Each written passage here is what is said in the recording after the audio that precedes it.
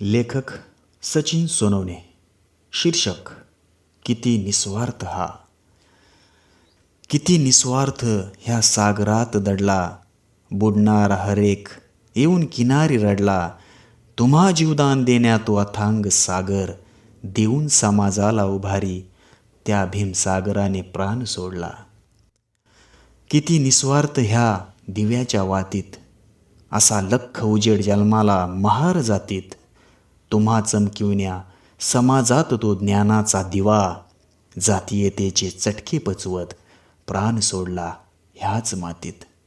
किती निस्वार्थ ह्या पुस्तकात लपला, वर्गाच्या बाहेर बसून शिकला भीमराव आपला.